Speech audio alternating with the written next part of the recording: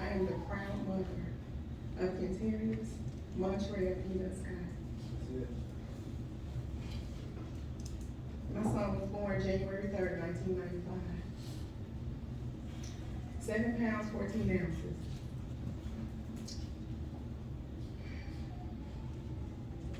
No labor pains, no, nothing. Throughout my entire pregnancy, I didn't experience any sickness, any pains, just a perfect pregnancy. So when he was born, this beautiful baby boy gave me no problems. All we did was smile. Nothing smile. And I would always ask, why are you always smiling? I don't know. Just always smile. And that's it. He had very stinking feet. Very. I don't know what's wrong with my son's feet. But anyway, I put his shoes in the garage. And as he was walking down the stairs to go to the garage, he said, Mom, I like how you put my shoes in the garage. I said, they had this house so stinking big. You better be glad I didn't put them outside. And he just smiled and then he walked out. At 11:12, I was laying in bed. And his fiance ran into my bedroom frantic. Mama Liz, we gotta get up, something happened to Peanut. So I got up. Didn't put a wig on, I didn't care. Ran out the house. She never would tell me anything. So we arrived on the parking lot of Twin Peaks. Twin Peaks. We were met with police officers, yellow tape. And I met one of his friends. And I could hear them whispering, she needs to know, she needs to know. I said, what's going on? They would never tell me. So one of his friends came. He says, Mom, I'm sorry, he's gone. I said, go where? No, my baby's not going anywhere. So I asked the officer if I could go to where he was. I said, maybe he just passed out. And if his mom touches him and talks to him, he's gonna get up and come home with me. I called his phone repeatedly the next day. I thought they took him to surgery.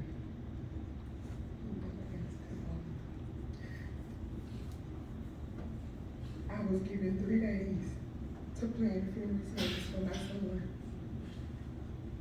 And I couldn't do it. I work for Robinson Mortuary, where I do this. I couldn't do it. So with the help of a dear friend, Miss Yolanda Harrison, who had lost her own son, who had never picked up an obituary or been to a funeral service since she buried her son, she stepped in and helped me. She helped me. I was out of it. I didn't know my name. I didn't have the willpower to live anymore. I didn't want to live anymore. They tell me it was beautiful. I don't remember anything surrounding my son's service, nothing. I was out of it. I just celebrated my birthday on May 15th. I think I turned 48. For a year and a half, this is what I've been doing. Bottles of these, medicine. And I've never taken medicine a day in my life. Nothing but vitamins.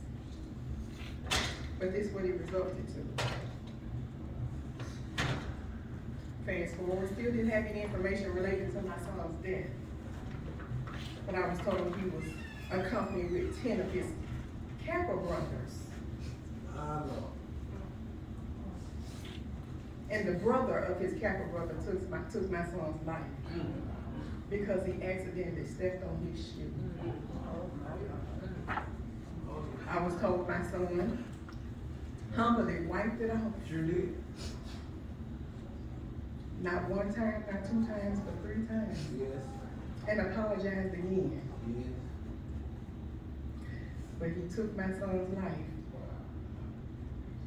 My son was shot in the chest. He shot my son, that ain't it.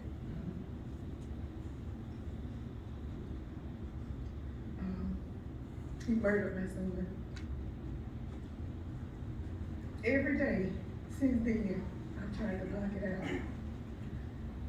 I try to take sedatives to hurry up and fall asleep so I won't think about it. I've attempted and contemplated suicide. Yeah, strong me. I am. And I've learned there's not a blueprint to grief.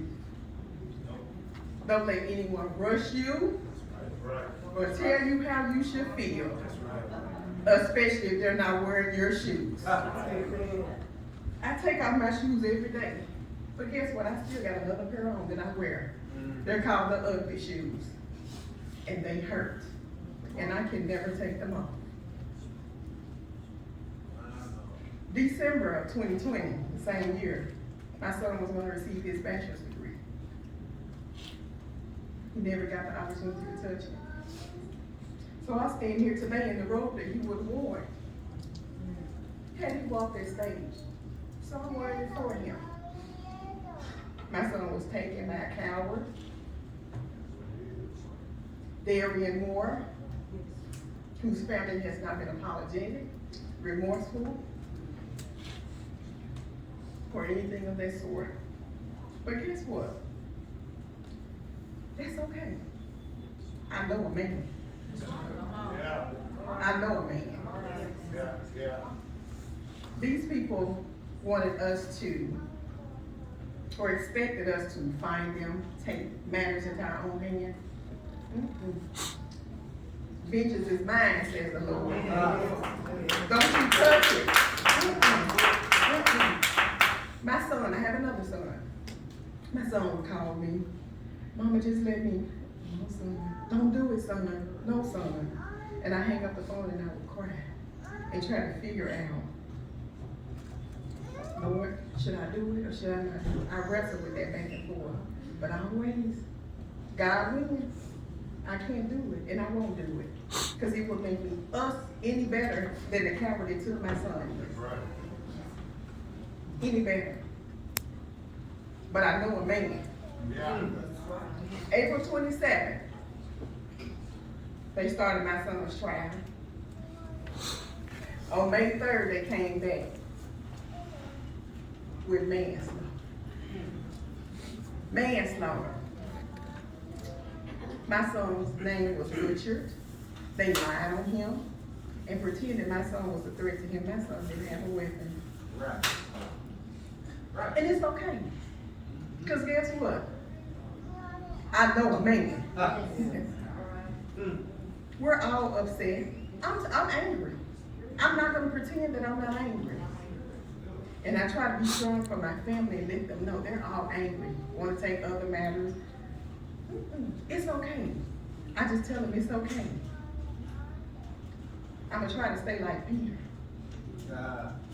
Or I was in the beginning. Try to keep my eyes focused on the Lord. Because I know he's the only one. The only one. Okay? My faith was shaken.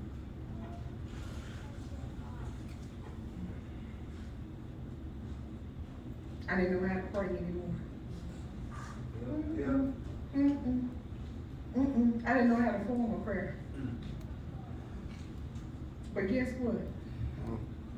I know a man. Well, I told my family, y'all gonna be here scratching your head wondering, now how did that happen?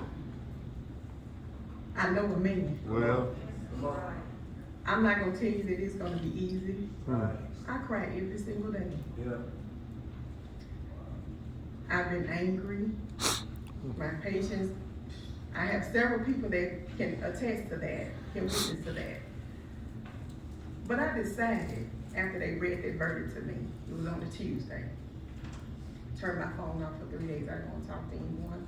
I didn't want to see anyone. And I had made a decision that when my daughter graduates high school, she graduated this morning, by the way. I said, I don't wanna do this anymore. I have no reason to live.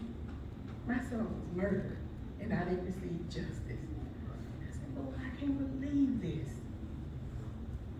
So I fell asleep that Thursday night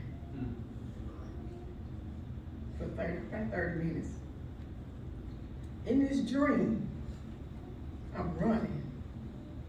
Something's chasing me in this dream. So I'm looking back and I'm trying to run. And there's a puddle of water in front of me. As I walked through that puddle of water, it got deeper and deeper until I was under the water. I looked around, there was no more water. And when I turned around, whatever was chasing me was gone. And I heard that voice say, you gotta trust me. Keep your eye on me. So I made a conscious decision that I'm gonna keep my eye on the Lord. Right. It's a baby story.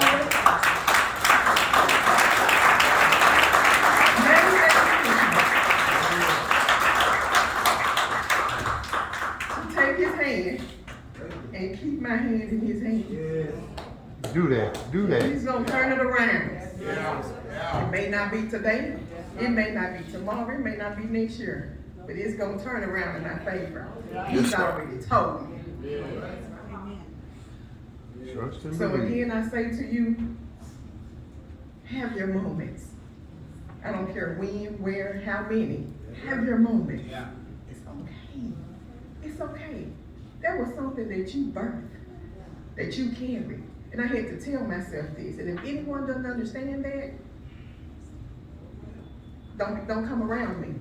Because I will never stop loving my son. Never. Never. And to the cowards that took him, it's okay. He had 10 friends with him that night, 10, 12.